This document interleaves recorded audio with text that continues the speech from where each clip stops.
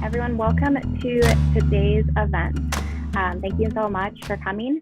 If we haven't met before, my name is Kelly and I am the founder of Impact Travel Alliance. I'm going to turn most of this over to our speakers for today, but just as a quick introduction, if you're not familiar with our organization, we are a 501c3 nonprofit and global community, and we teach travelers how to explore in a way that has a positive impact on local communities and our environment. So I'm excited to, again, turn this over to Rodrigo and Catalina to talk about Colombia today. Hello, everyone. It's nice to see everyone here. It's nice to see some familiar faces. And it's going to be an interesting talk about what travel in Colombia has to do with a lot of different stereotypes, and also what it has to do with sustainable travel, and what options and what responsibilities do we have as travelers.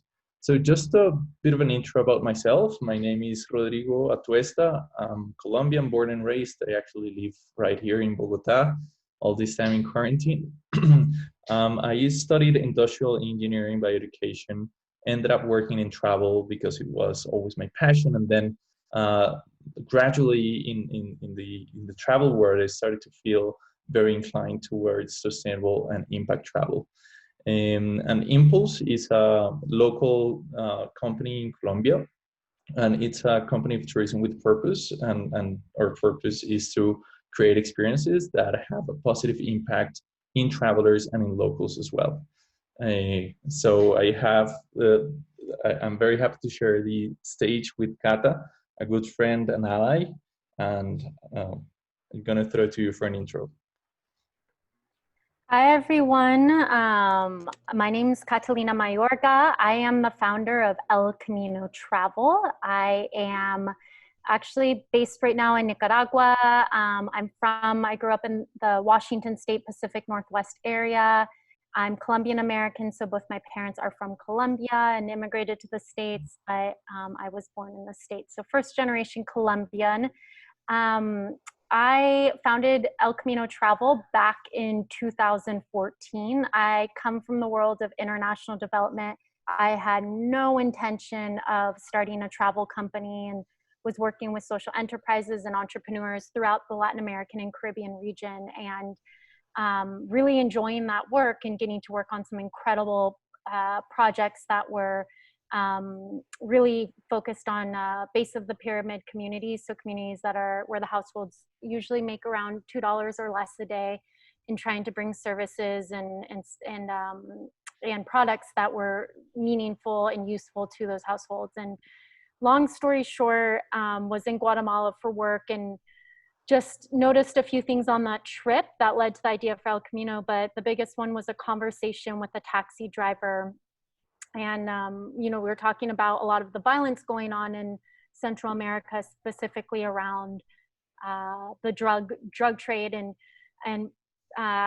having family from Colombia and spending a lot of time in Colombia was something that hit really close to home. And out of nowhere, he goes, thank goodness for tourism. And I was like, that's really interesting. Why do you say that?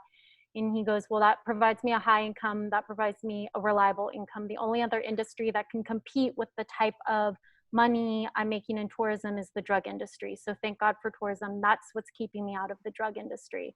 So it just left a huge impact on me. And on the plane ride back the next day, was thinking, how can we create, well, what's missing in travel? I'm an elder millennial, as they say. I really didn't feel like there was a travel brand that represented exactly what I was looking for in travel, or the type of experiences I was looking when I go abroad, and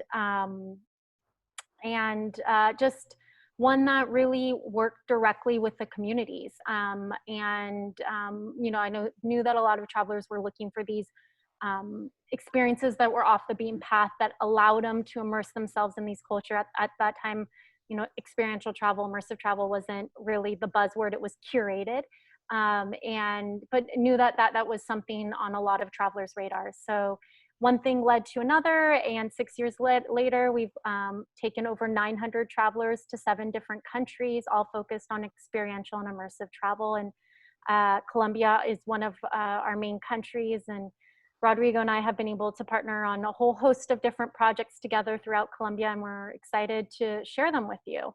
We were actually going to run a poll for you all, but I'm telling Kelly it won't let me make her the host. It only will make me her the host. So I might not be able to run the poll, Kelly. So do you want to run it? Or... You should be able to. You are the host. Okay. Oh, there I am. Okay. Sorry. Thank you, Kelly. So we are going to run a little poll before we get started, because we'd love to hear kind of get a good feeling of who's in the audience and everyone's experience in Colombia or with Colombia. So you should have had a little box pop up for you all. So if you can vote when you get a second. And Rodrigo, I think you can start, and then we can stop the poll in a few minutes after people have voted. All right, great. So, well, I don't know if I can share the screen with the poll activated. We have put together a couple of just some pictures to share some stories that we prepared with you. So I'm gonna try to share my screen. Yeah, can you give me permission, Kelly or Kata? You should have access to that on the bottom. Yeah, it says share screen at the bottom. I should. Well, it says host disable attendee screen sharing. Oh. Okay, hold on. Here we go. Let's see if that works. Try that. Okay, ready. Okay, great. Good. So just to get started, so going back to the initial idea of this event, which is beyond Netflix and Narcos, reimagining travel in Colombia. So we are, well, as Colombians, Kata and I, we know, and working in travel, we know how tied to Netflix and to Narcos is the stereotype that the world has about Colombia. And actually, that's one of the questions in the poll. And of course, it's not something we feel proud of, but it's something that we have been trying to approach from the understanding, and also understanding that it's impossible for every traveler to know the context of every single country on Earth. So we wanted to make this event together with the Impact Travel Alliance to shed some light about how deep it goes and how complex this is and what it means for us as travelers. So just to get started, I wanted to give you a bit of a context about the recent history of Colombia, just to get to understand what Narcos and the internal war have to do.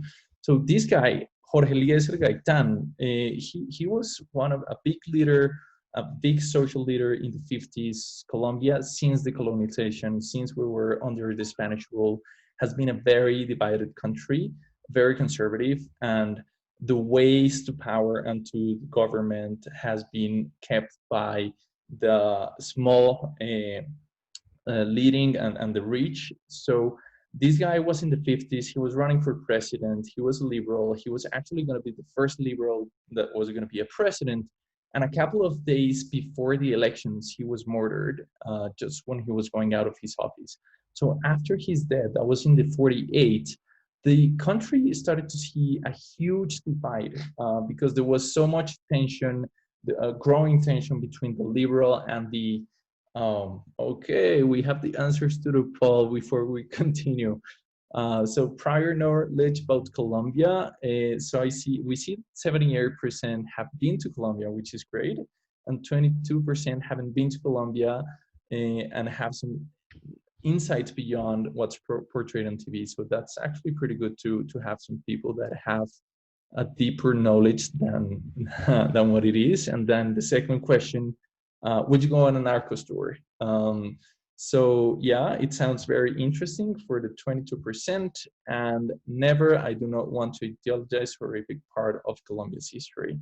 That's 78% for that. So that's something that we're going to be talking about later today. We're going to give some context, and as this question said, it's not about being judgmental, or we're not going to point fingers at anyone. We're just going to talk about it and nourish the conversation from different points of view. So back to this history. When this guy was murdered before the elections, Colombia went through, that was the start of a social divide that created the guerrillas. So most of you know that Colombia has been in an internal war for over 50 years. And this was the very beginning in the 48.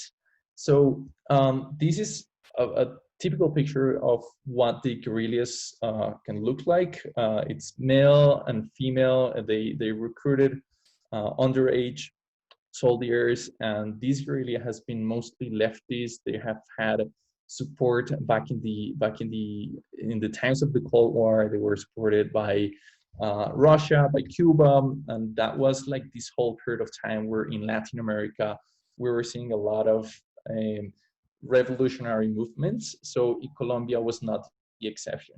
So this started like this huge movement to starting to kind of to fight for the power. And if it was not through the elections and through democracy, they wanted to do it through the weapons. So the narco culture, we're just gonna see a picture here and titled what it has to do with guerrilla. And is that since there has been such a big divide, and in the 80s in Colombia, we started to see the surge of narco culture. So it was basically started initially with marijuana, and then when the cartels found out that cocaine was way more lucrative, they started to grow cocaine in many different, they started to grow coca leaves, which is actually this little tree here that we see here. That's actually where cocaine comes from. This is the coca plant, and it's an ancestral plant that is native to the Andes, and with different processes of chemicals and different things that happen in laboratories, like the one that we see here in the picture below. Basically, it's those makeshift laboratories in the middle of the jungle. That's how cocaine is produced. So basically what happened during the 80s was that we started to see a surge in this segment of the population that was able to accumulate very fast, very large amounts of wealth. And these were the narcos. And that not only started to become like a social movement, but also we see a lot of things like a whole culture behind it, and also like something almost aspirational. So at some point in the 90s, 80s and 90s, cartels and guerrillas started to, so they were the enemies of the state. So since they were the enemies of the state, they became allies. And when they became allies, what turned out was that cocaine ended up being the source of financial, the way that the war, internal war in Colombia was getting financed. So and that's something that very little people know about, and is that cocaine is produced in very bad conditions that have a very bad impact on the environment, but also the money that comes from cocaine is the lifeblood of a conflict that has been on for 40 years. That is the peace agreement signed in 2016. I'm sure that most of you, if you came to Colombia, or if you have heard something about Colombia, you know about this very important milestone. Basically, the guy who's on the left, he's our former president. He led a conversation with FARC, that is the largest guerrilla group that was in Colombia. Actually, there were about 10,000 men and women strong across the whole territory.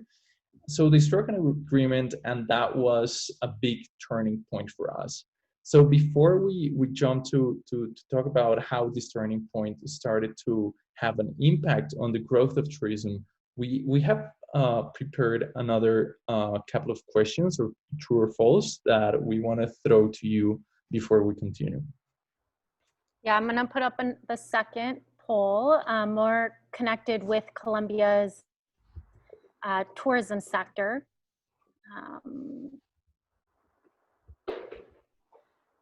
So hopefully we can keep going, and you'll be able to vote in the poll, and I'll share the results in a few minutes. So if you guys can take some time. Well, if I keep going, I'm going to spoil the surprise for okay. for The first one. Okay. So I think we can take a couple of minutes. I'm going to read them out loud. So, is Colombia the second most biodiverse country on Earth? True or false? Second question is, there are people living in Colombia who did they have experienced the terrorization of Escobar firsthand? And number three is, I believe that sustainable tourism has the power to positively impact any country and change it for the better. Right, so. All right, we almost have everyone. There seems like there's a couple people missing. They might not be taking the poll. So we have 80% of people who voted. So I'll go ahead and share. All right. So Colombia is the second most biodiverse country in the world. 89% voted true. That is correct. Well, we can't get the other answers, but Brazil is number one. So Colombia comes after Brazil. There are people living in Colombia to this day who experienced the terrorization of Escobar firsthand, and everyone voted true. Yep, that's absolutely true. There's even a museum dedicated to it in Medellin. I believe that sustainable tourism has the power to positively impact any country and change it for the better. 100% true. So great. Oh, I didn't share the results. Sorry about that, you guys. Here you go. Now you can see all the results. Everyone voted. Great. So it seems like, Kata, it seems like we are in the right room. Definitely. Yeah, just to go back to the second question about Pablo Escobar, and it's something that it's very impressive, and it's how many different segments of Colombia's population, it doesn't matter if you are rich, or if you're poor, if you have lived abroad, if you are, it doesn't matter your age. Everyone that I know has been directly or indirectly affected by some of the narco terrorism attacks that went through during the 80s and 90s. So we're talking about different car bombs, planes exploded, mortars, hitmen. So the thing was, I mean, the country was in such a big and violent war. Actually, the year I was born, the 89, there were more than 100 bombs across the Colombian territory because of the narco war. So it's very impressive to see how even today, a couple of decades after, we still have very deep marks on what it meant for Colombia. So I'm going to move on to the next slide. And it's just about telling you a bit of a context about Colombia, travel, a bit about where Colombia is located at. So this is the map.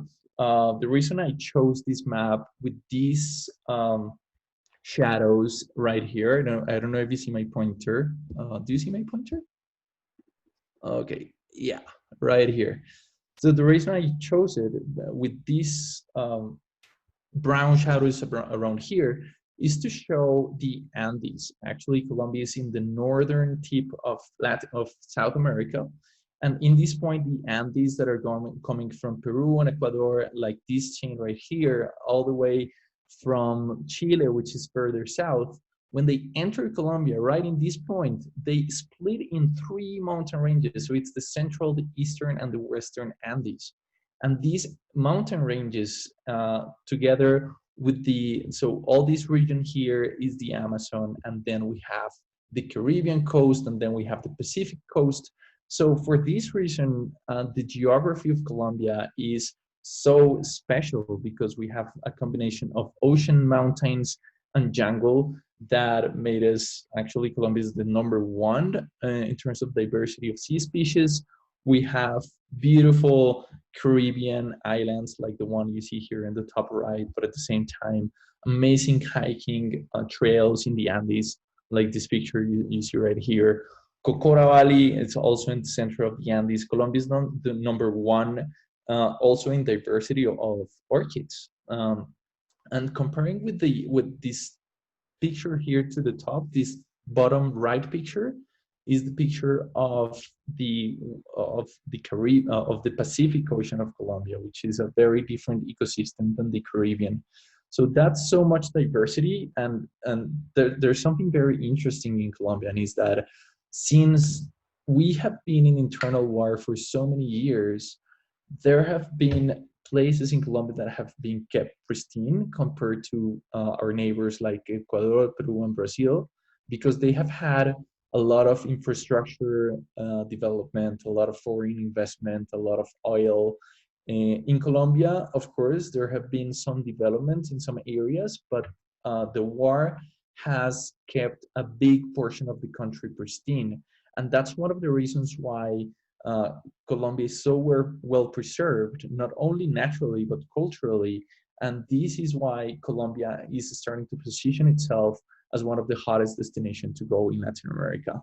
So now I'm gonna pass it to Rodrigo, I was gonna just add to that, you know, I think not only is it, has it opened up internationally over, you know, the past 5 to 8 years and become a really booming tourism spot, but also for Colombians themselves. You know, a lot of these areas, these rural areas, is where the internal conflict and the civil war was fought. So it was just kept off for so many decades to Colombians themselves. So, you know, in talking to my family and my cousins, a lot of them are discovering parts of Colombia for the first time along foreign tourists.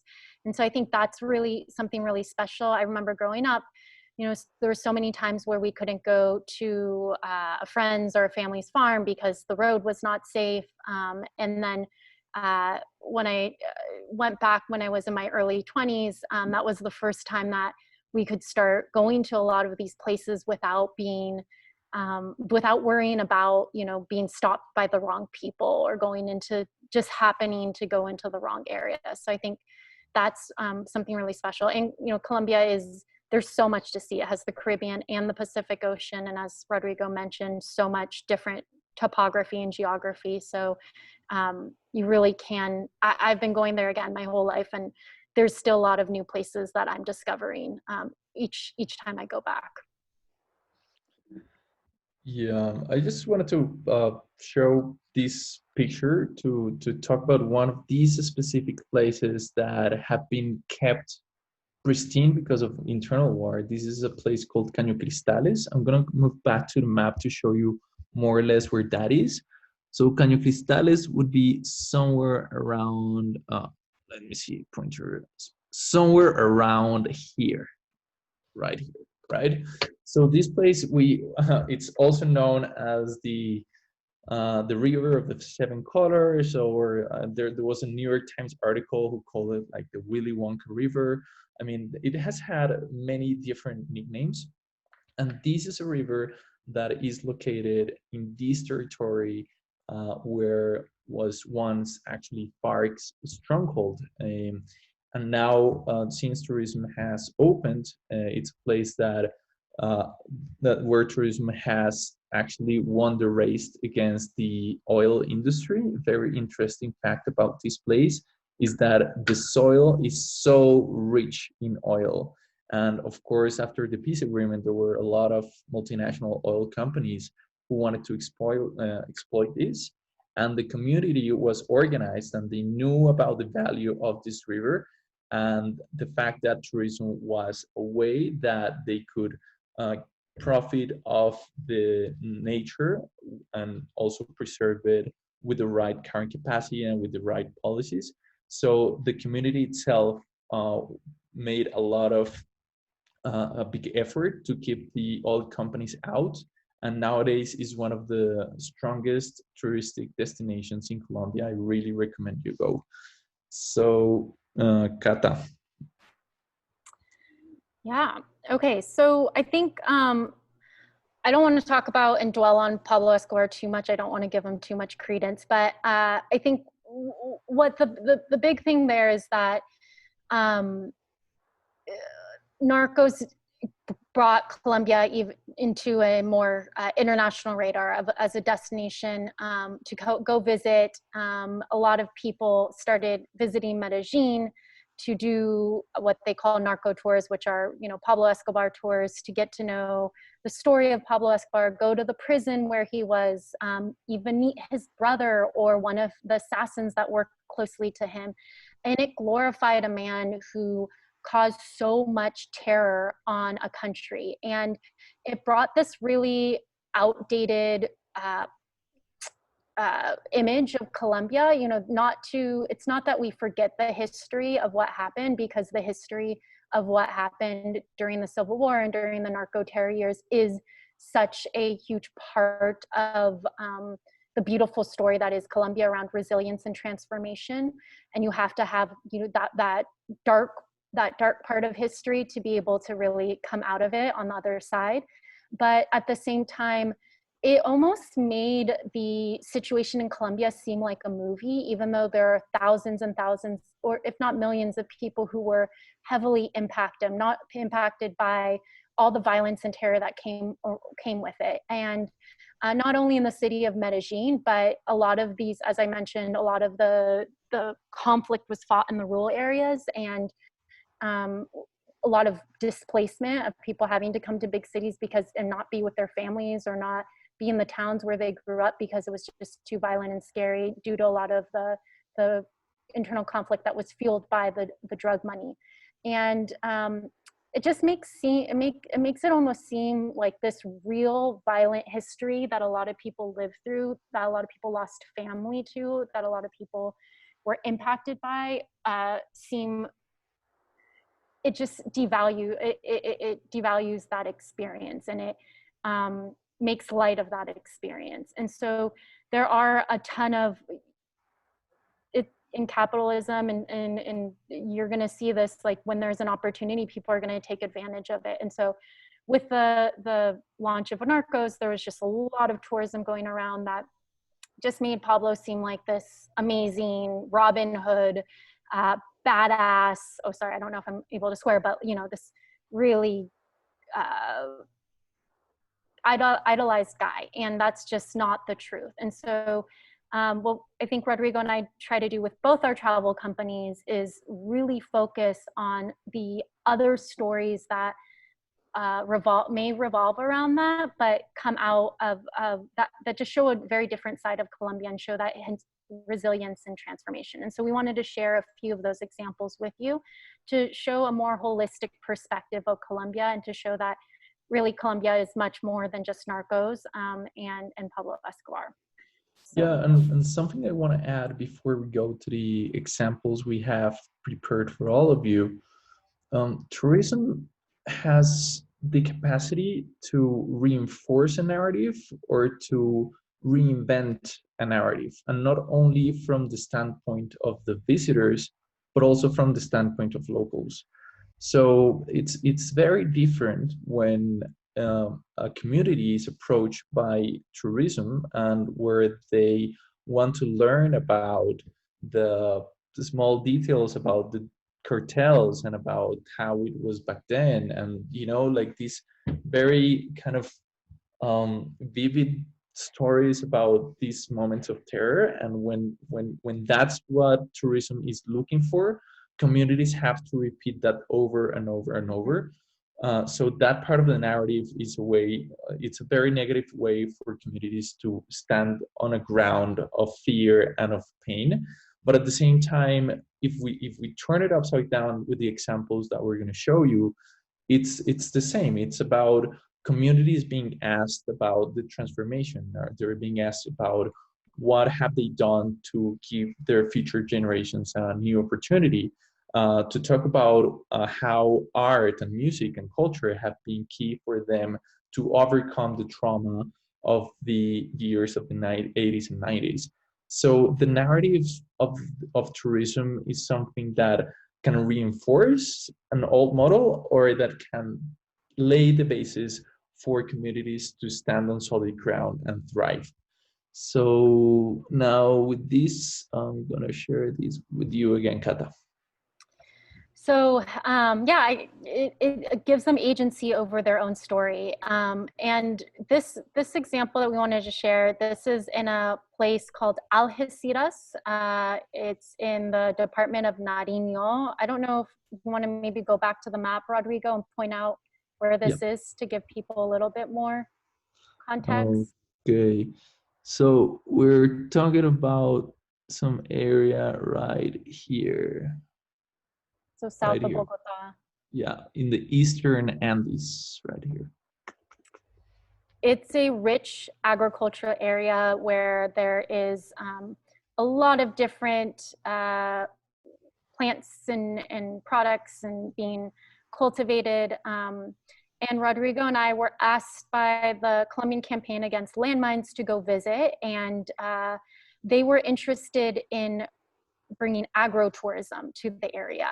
And they wanted to, because of our experience and expertise around travel and international travel, they wanted us to come and check it out and talk to a few farmers and other locals who had interesting projects to see, you know, what is the possibility for this to be a place of interest for international tourism.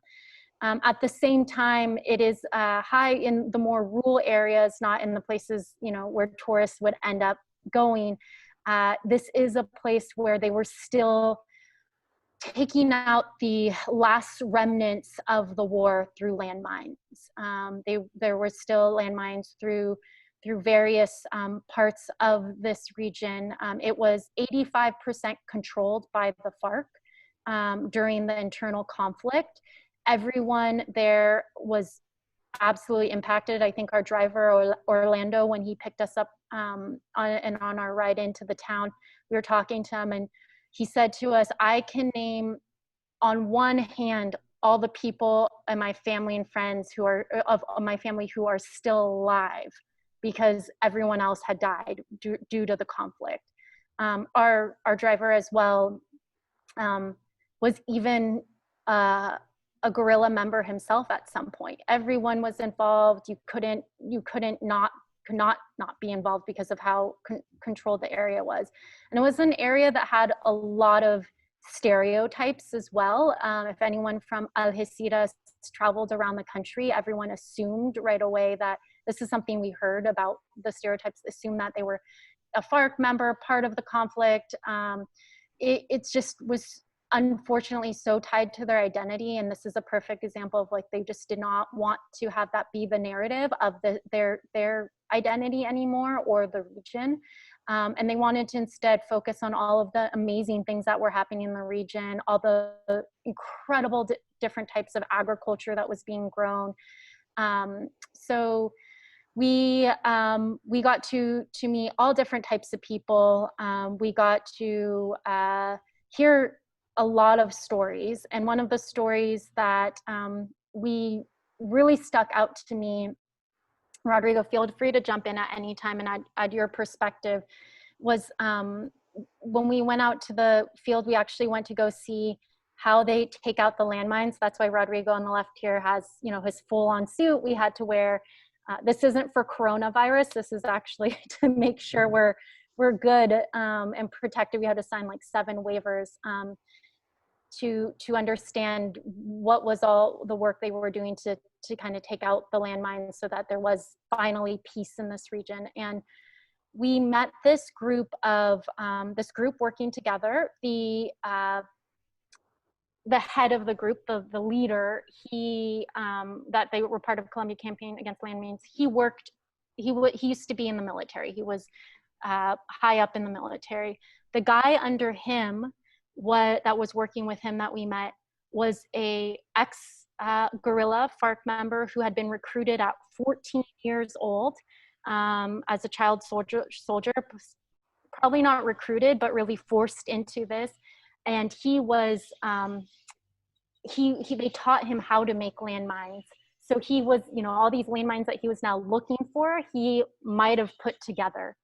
The guy that was under him that he was in charge of had lost both his legs because of a landmine. He was in college doing an environmental study and was out in the fields and stepped on a landmine and lost both his legs. And it very well could have been a landmine that his boss, now his boss, helped to make and was trained to make. So I asked them, I said, you know, you guys, this is such a complicated history and past, and like, do you guys talk about that? And they were like, you know, no, we don't. We're brothers now. We don't talk about that. The past is the past. We're all now working towards the same goal, and that's to bring the last remnants of peace to our country, into our area, because once the landmines are gone, we are finally free. We are finally free of fear.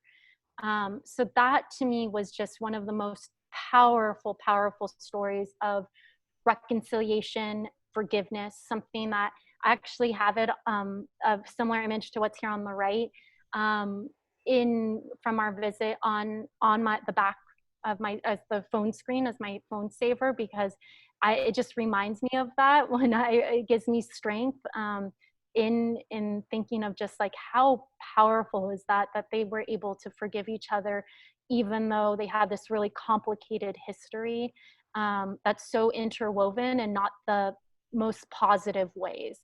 And it was a beautiful, beautiful trip. I learned so much.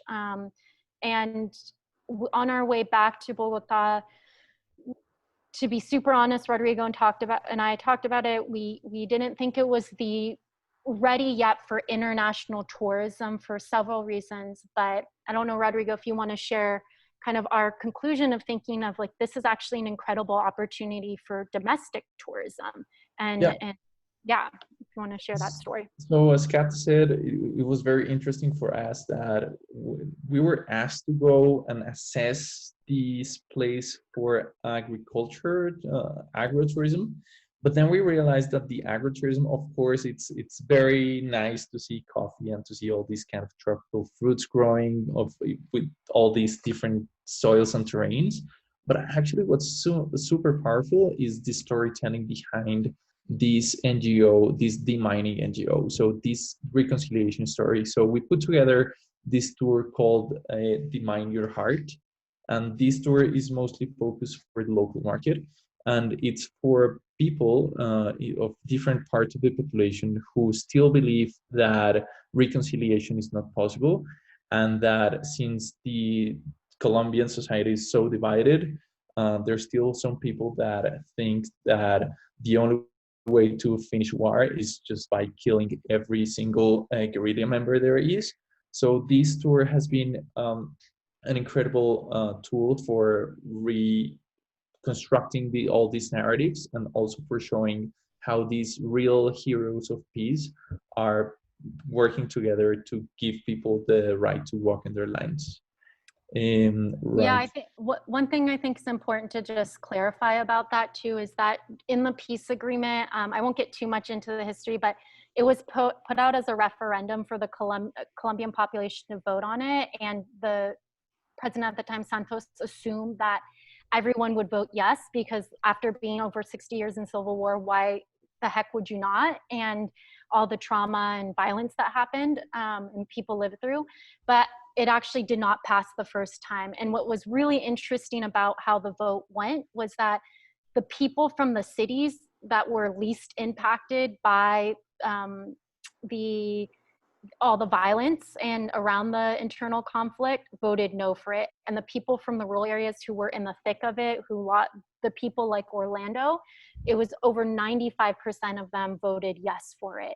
And so part of the idea too was to bring in the local market and people from the cities who really did live this conflict, but in a very different way from the people in the rural area, to create empathy and to create a deeper understanding of how this war really impacted the rural areas and why it made absolutely no sense to go back to conflict just because they didn't get 100% of what they wanted in the peace agreement. And so for me, that was one of the most interesting parts of it is, how can you create empathy, through that. Great, Kato. So now we're moving to Medellin. This tour is called the Afro Tour. It's and the picture you see on the left is Comuna 13. I'm sure that if some of you that we saw on the poll have been to Colombia in the past, or maybe you have heard about this place. Actually, Camino 13 was the most violent place in Medellin, and Medellin was the most violent city in Latin America back then. So this community really suffered a big hit due to internal war. And this specific part of Medellin was a key corridor for the cartels to communicate with the Pacific Ocean for the trade of cocaine and weapons. So this is why this corridor was basically ruled by guerrilla, and then the super right wing soldiers called paramilitaries tried to take over it, and there was a big operation back in 2002 called Operación Orion, which was basically the military trying to take control of this territory by force. Basically, two Black Hawks flying over this whole population and different army troops surrounding it, and a lot of people disappeared and were killed in this terrible couple of nights that this operation went through. And now it's something very interesting because Medellin has brought forward a lot of interventions with tactic urbanism, and they also built, for example, some escalators to get these remote parts of the city to get connected with the metro, with the cable car system and with the metro system, so that people felt part of the community. And there was a huge transformation going on in this specific community. And due to this transformation, a lot of street art, a lot of music, a lot of culture as a tool of resilience. Tourism started to emerge here, and with the tourism boom of Colombia, Camino 13 started to become one of the most relevant tourist destinations in the country. Yeah, and I think one thing that's interesting about Comuna 13, and if you have been to Colombia and Medellin, I'm sure you've gone, because it's #3 most visited place in all of Colombia, #1 in all of Medellin. It was a place that really the community really owned their narrative and owned their story. And it was an opportunity for them to tell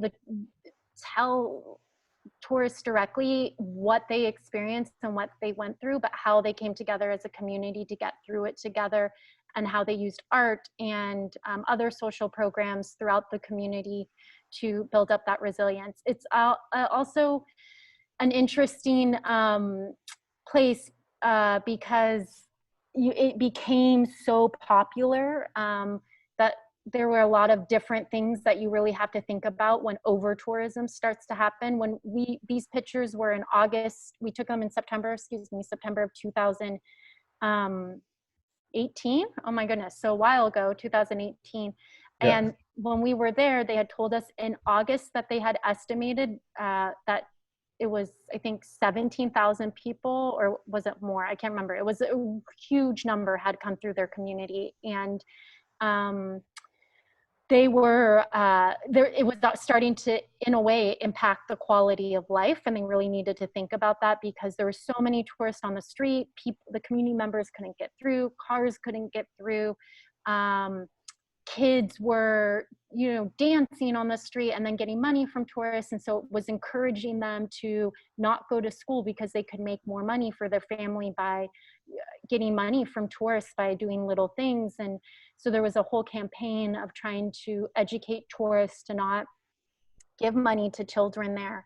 And within Comuna 13, there's various neighborhoods, and the over tourism and the boom of tourism was actually happening in 2 neighborhoods within the comuna, and the other neighborhoods had not felt really that positive economic impact that comes with tourism. So I think one thing is people coming, they're paying guides to show them around, but they're stopping and buying things. They're buying popsicles, they're buying water at little stores.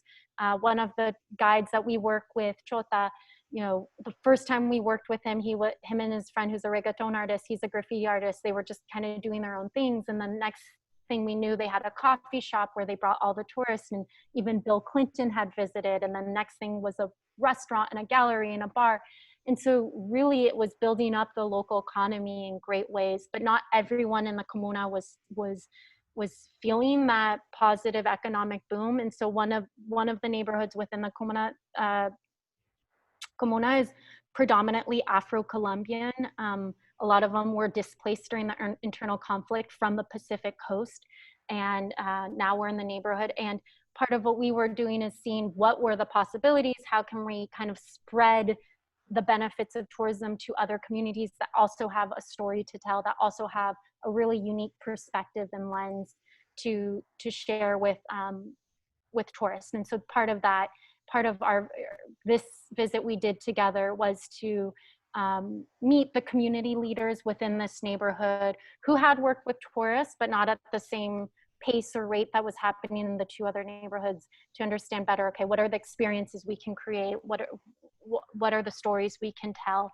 And so Sombata is a musical group and dance group, and they're incredibly talented. And we were talking about, their story and everything. So yeah, I think Comuna 13 is such a great example of the benefits of tourism. It's also a great lesson learned, or the lesson's still happening. Obviously COVID has impacted it, but like what do you deal when all of a sudden a neighborhood becomes so popular, there's sudden over tourism that impacts the everyday residents' quality of life? That was something that was being discussed a lot. And then how do you spread the benefits of tourism to various communities, so it's not just hitting only one community all the time?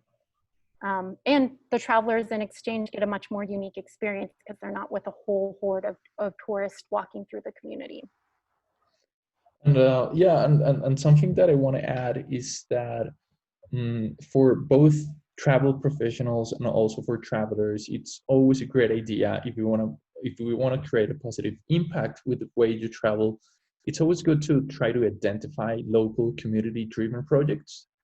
Some of them do have tourism offer, like some of them have put together tours, but some of them just offer classes, or some of them are offering different, for example, youth, an alternative to be somewhere like dancing or learning music after school, so they don't get connected with the combos, which are the way the local gangs are called.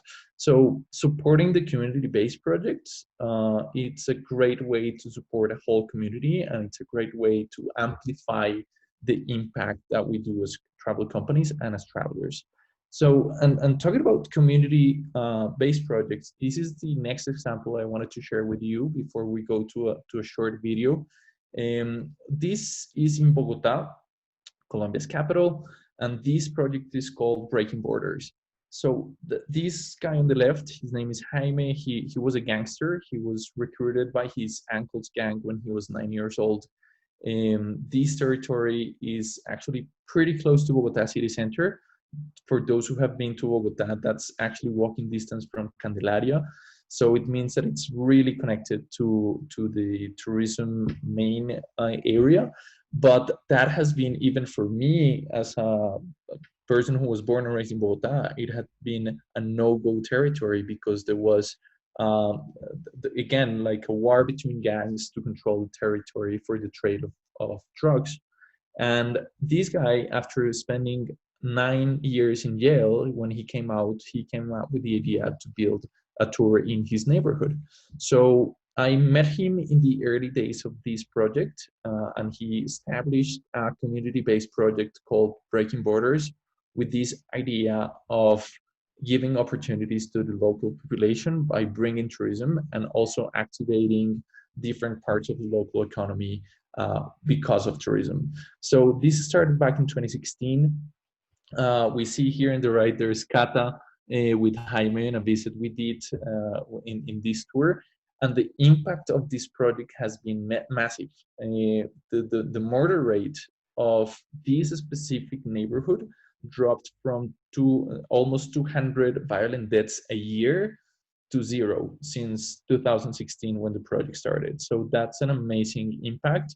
And it's great to see how responsible tourism and how all the travelers who, of course, want to learn about the different dynamics that have shaped Colombia's history. And we don't really blame people for getting interested about learning about different details of our history, like the cartels and narcos and what happened.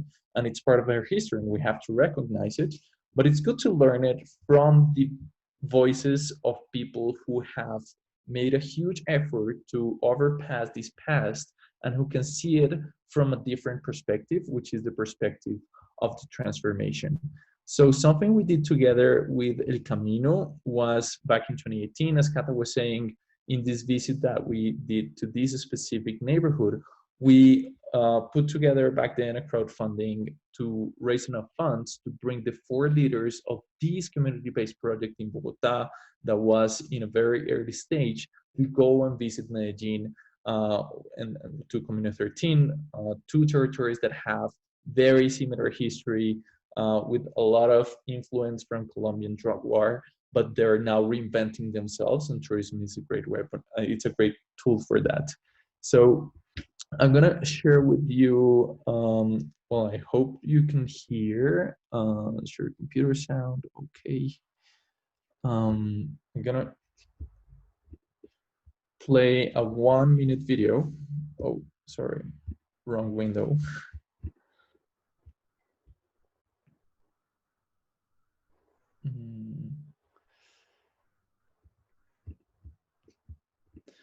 All right, exit this presentation and go to this.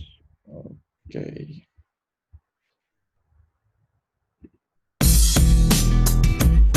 El turismo comunitario en realidad es algo muy grande porque es que son libros abiertos que se están expresando. Para nosotros como empresarios trabajar con comunidades lo es todo. Nosotros sabemos que el turismo comunitario es el que mejor reparte la riqueza a lo largo del territorio. Las experiencias, la seguridad, la pasión que puede transmitir una comunidad sobre un territorio es mucho más grande que lo que puede transmitir una persona que no pertenezca a una comunidad o que venga como una persona de afuera. En el turismo comunitario yo llego y me hacen sentir parte de, entonces ya me preocupo por ese territorio y quiero hacer cosas por ese territorio. Ese es el objetivo del turismo comunitario, todos juntos.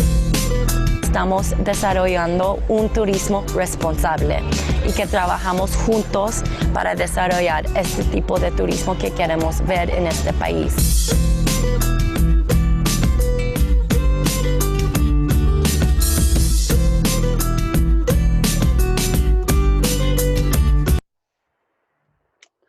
Can I just add something to that, Rodrigo? Yeah, sure. Switch back to the presentation.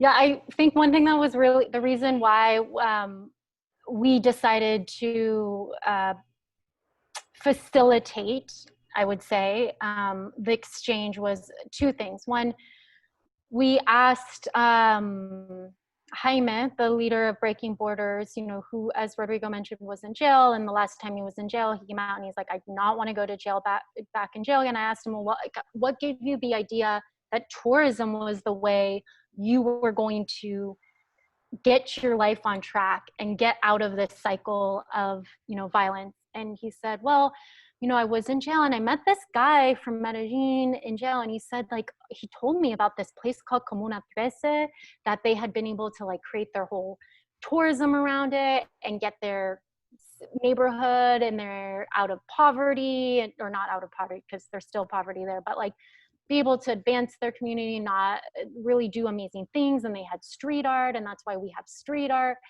And so that's what really, Comuna 13 is what inspired him. But prior to this actual exchange, Jaime and the 3 other leaders had never even gotten on a plane before, had not really left their neighborhood before. And it was a really exciting time. And so what we decided to do was, you know, we're not the ones to teach. We can help, you know, guide in a certain way around and share best practices about sustainable tourism and socially responsible tourism. But the best people to learn from are their peers And that was the community leaders of Comuna 13 that we also have built really close relationships with over the years, to really share with them what they have done, what are the best practices, what are they struggling with, so that, you know, in their neighborhood, Barrio Egipto and Breaking Borders, they can really start to be preemptive and start to think about those things. And so in my experience with international development, I had done a lot of facilitation for workshops. And so really Rodrigo and I worked together to put a whole host of workshops together, not only for the community leaders of Comuna 13, but we actually opened it up to community leaders across all of Medellin to come and learn from each other and get ideas and exchange ideas, and also provide inspiration from Breaking Borders, and for Breaking Borders to share their story with other neighborhoods and comunas throughout Medellin that were trying to replicate the success of Comuna 13. And so that was just to see the energy, and a lot of these people, you know, hadn't finished high school even, or maybe not finished college, but they are the best people to teach each other about sustainable and responsible tourism.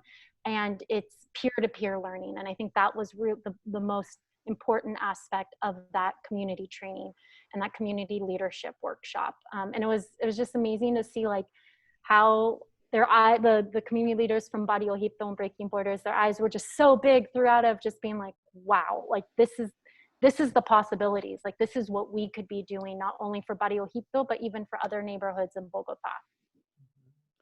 Yeah, that was definitely a very powerful experience, and something that I want to all of us to take home as travelers is also the same way that Jaime met this guy in the jail that told him about an idea of how travel can be a tool for change.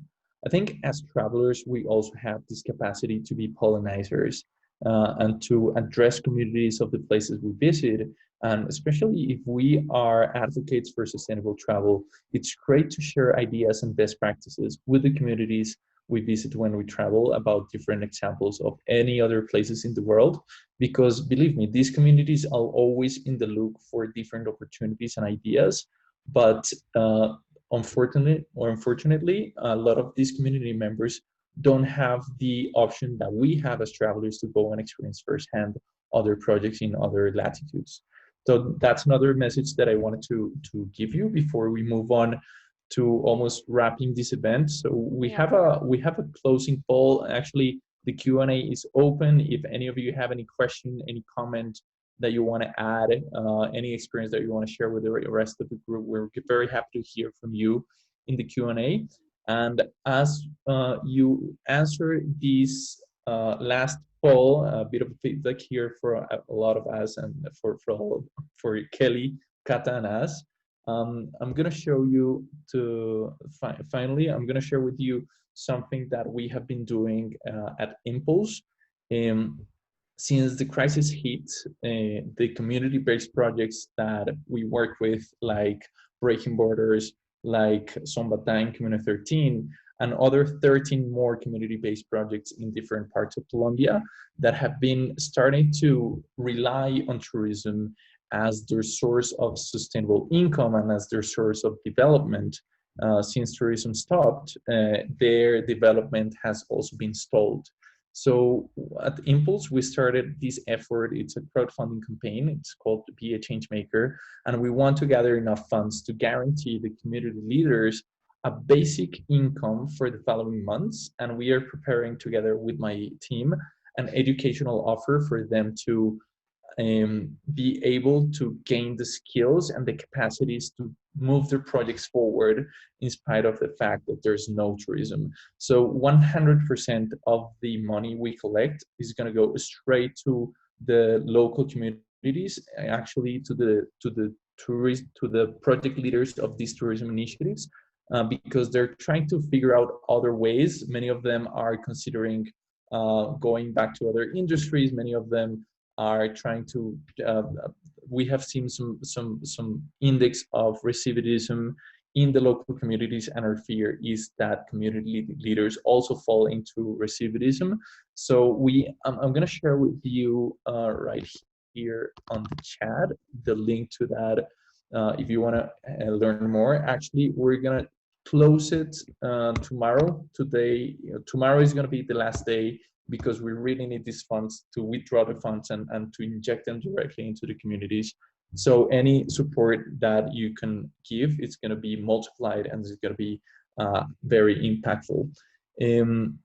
I want to know if there is any question or in the Q&A, or if someone wants to add something to the chat. Thank you, Christina, for your comment. And I'd like to know if there's anyone else who wants to ask something. Do you want me to? Do you want to answer that question? She has a question. Did you see that? Okay. Thank you so much. Okay, so the business model behind the community tourism. So basically the business model that we have is that so as travelers, usually our tours are around $50 to $60 per person, very small groups. Sometimes we do all departures, even privates for a couple. And the business model basically breaks these into three. One third goes straight to the community projects. The other third goes to cover logistics, transportation, and also a guide. We have trained guides. Impulse guides are people with local roots and global mindsets, so they serve as a bridge between travelers and communities and also break the language gap. So a third goes to that, and another third is for Impulse in our case.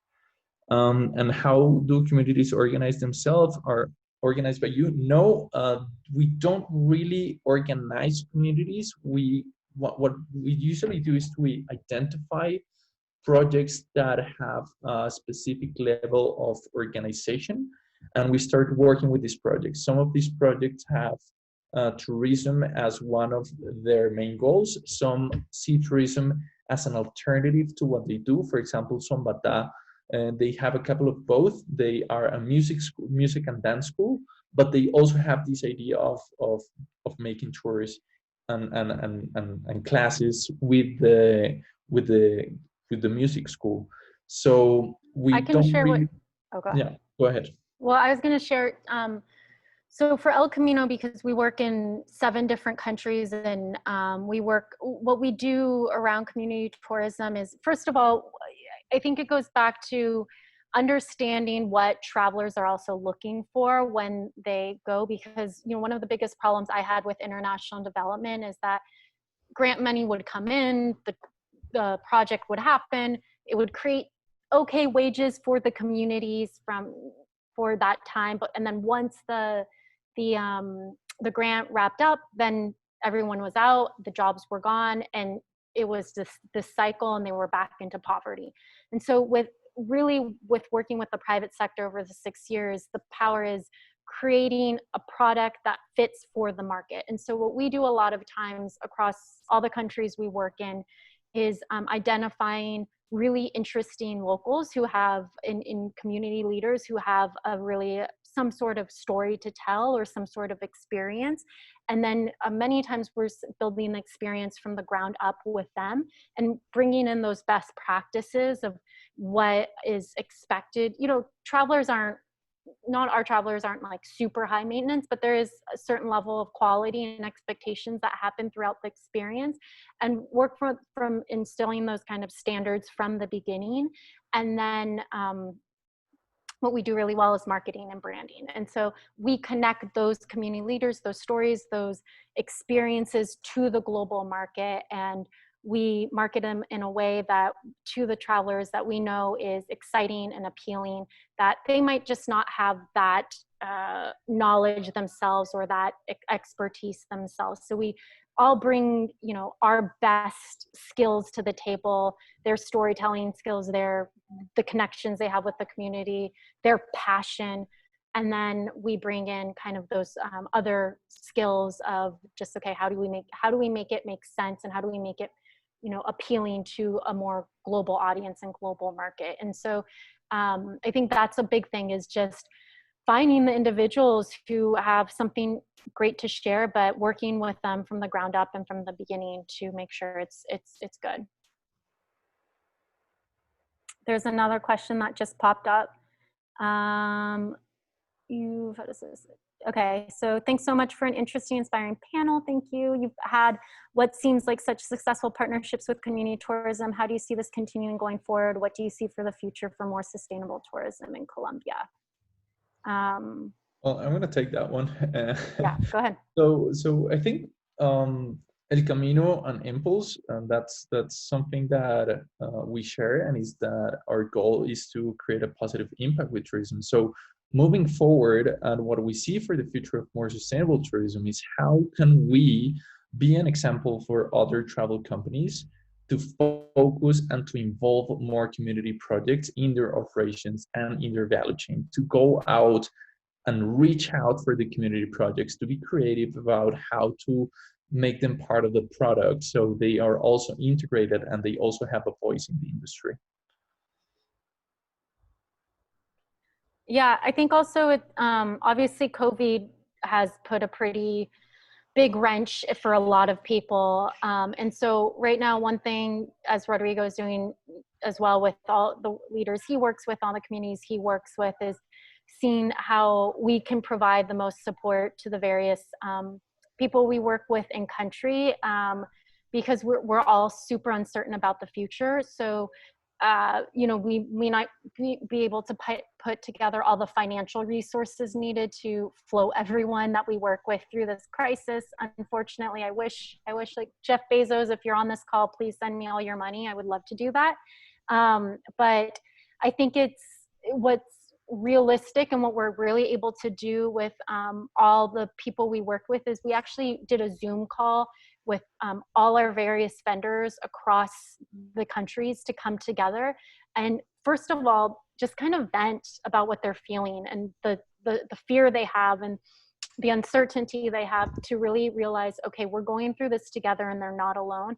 And then start coming up with the solutions and informing them of, okay, what's going to be expected from a safety perspective, what are the health standards, what are the cleaning standards, and get them the materials and the resources they need, helping them digest it, helping them ensure that it's part of now the experience until we really have a strong handle on COVID and how we're going to move forward as an industry without all these precautions, or what the point will be without we have to take all these precautions. But again, it's just like us being able to help them on our experiences specifically won't only impact our experiences, it will impact all their experiences that they're doing and that they're hosting. And that's kind of like what we try to do. We really try to bring that knowledge to them and help them and train them so that it's not only for our travelers to have an incredible time and a seamless time, but also for any other travelers or any other companies they might work with moving forward. So we kind of really see that as something super important.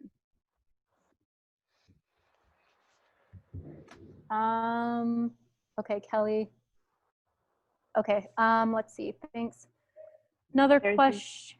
There's one more that Rodrigo just responded to via chat, but if you wanted to cover it really quickly, Christina just asked, how do you make sure the 1/3 of the share is equally distributed amongst the community? Very complex. And again, we are not the authority in these. We are also learning as we go. To work with communities is all the time new learnings, because every single community has different dynamics.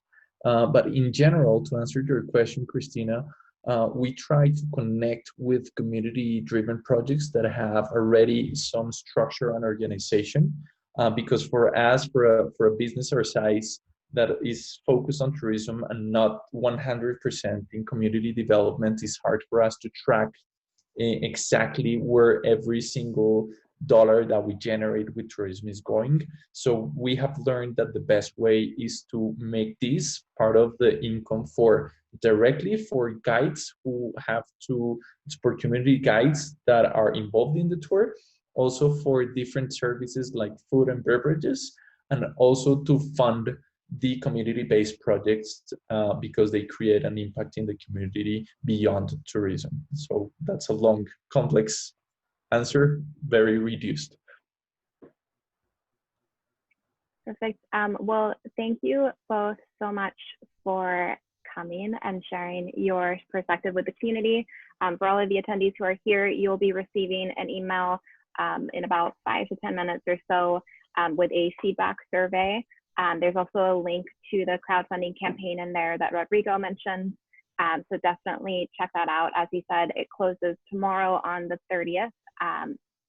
So I definitely encourage you to help to fund these really inspiring projects. And last but not least, I also have a link in the chat, and you'll get it in the email afterwards as well, to our Facebook group. And we always fit so much content into this 1 hour, so it's nice to keep the conversation going afterwards digitally. And I'll put up a post in there and we can continue the conversation. Thank you all. Right. Thank you, Kelly. Thank you so Thank you, much. everyone. Thank you everyone for joining. Bye.